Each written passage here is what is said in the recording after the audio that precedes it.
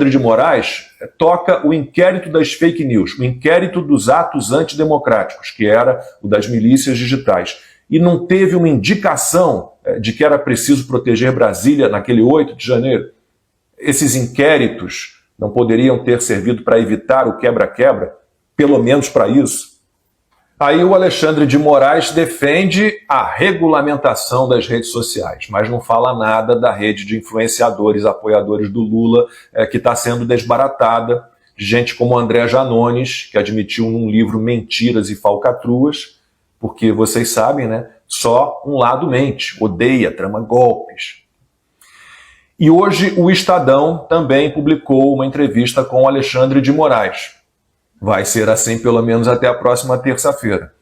E o ministro rebate advogados dos réus do 8 de janeiro, jura que foram garantidos o devido processo legal e a ampla defesa.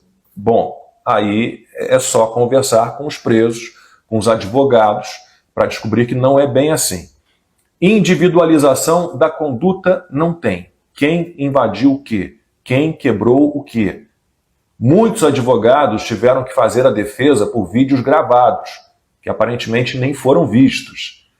Só os primeiros julgamentos foram em plenário, com sustentação oral da defesa. Depois passou a ser tudo virtual. E por que está todo mundo sendo julgado pelo Supremo? E por que os manifestantes estão sendo enquadrados em 5 crimes? Associação criminosa armada, de novo. Que armas? Extintores de incêndio, cavaletes, pedra, ou aquilo que a Elisiane citou no que ela chama de relatório, ou bíblias, bandeiras do Brasil. Outros crimes, abolição violenta do Estado de Direito e golpe de Estado. Não há aí dupla punição? O 8 de janeiro vai completar um ano e a Folha de São Paulo hoje preferiu publicar uma reportagem sobre a estranha viagem do Lula a Araraquara naquele dia. O adjetivo estranha é por minha conta, tá? A Folha achou normal que o Lula tenha decidido, em cima da hora, deixar Brasília e viajar para o interior de São Paulo. Mas para encerrar, eu vou lembrar um artigo que escrevi para a Gazeta do Povo em 12 de janeiro de 2023, 4 dias depois do vandalismo em Brasília. E eu cito o quebra-quebra na capital federal, promovido por gente ligada a partidos socialistas e comunistas, centrais sindicais, MST. Isso aconteceu em 2006, 2013, 2014 e 2017. Em 2006, o Congresso foi destruído. 50 pessoas ficaram feridas. E o Lula, que era o presidente, saiu em defesa do chefe da baderna, Bruno Maranhão.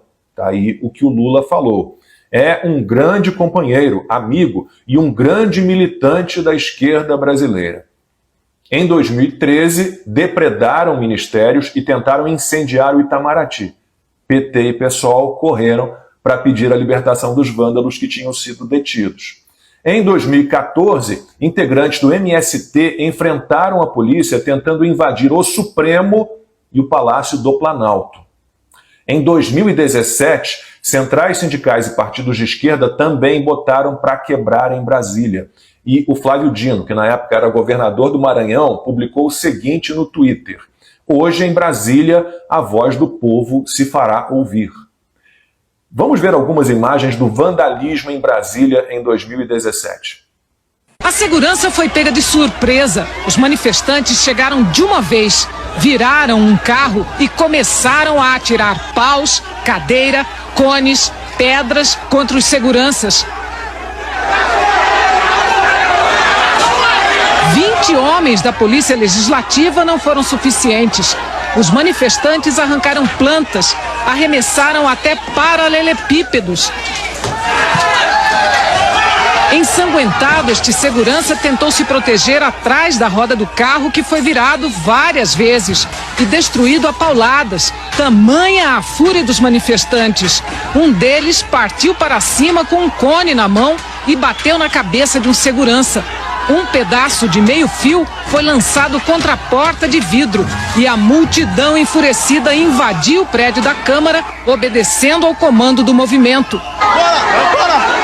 Entre os manifestantes de vários estados do país, adolescentes, velhos, esta mulher usou um pedaço de viga de cimento para quebrar os terminais de computador que encontrou pela frente. Alguns manifestantes dispararam sinalizadores em direção aos policiais e fizeram contagem regressiva para invadir. Foi o momento mais tenso do protesto. Alguns manifestantes quebraram vidros e tentaram incendiar o prédio. O batalhão de choque dispersou o grupo, mas não chegou a tempo de evitar o vandalismo. Os manifestantes derrubam as barricadas aqui de proteção do Palácio do Planalto. A polícia reage com spray de pimenta. Os manifestantes partem para cima dos policiais com pedaços de pau, de canos e pedras. A gente pode perceber que continua voando pau. De acordo com a Polícia Militar, 22 ficaram feridos. O protesto em Brasília contra o presidente Michel Temer terminou em vandalismo. Um grupo de pessoas usando máscaras no rosto promoveu um quebra-quebra em meio à manifestação. Eles destruíram persianas e vidraças de pelo menos 5 ministérios, entre eles o da Integração Nacional, o do Trabalho e o da Agricultura. Observe essa imagem. Esses dois homens estão colocando fogo em um dos prédios da esplanada dos ministérios.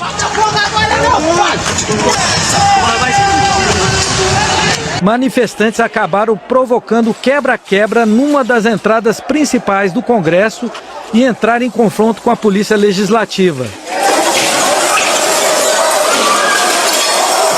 Quantas dessas pessoas foram condenadas por tentativa de golpe de Estado? Nenhuma.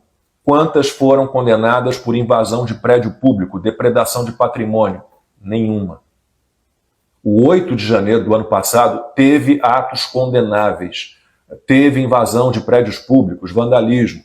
Quem cometeu crimes tem que responder por isso. Mas não dá para dizer que houve uma tentativa de golpe de Estado. O próprio ministro da Defesa do Lula, o José Múcio Monteiro, pensa assim. Vocês lembram que no início chamavam os manifestantes de terroristas? Até o Hamas lembrar o que é terrorismo de verdade. Então abandonaram essa narrativa. Agora, quando vão entender, quando vão desistir desse papo de que o 8 de janeiro foi um movimento golpista? Se essa narrativa serve a quem está no poder, nunca. Por isso que na próxima segunda vai ter comemoração em Brasília.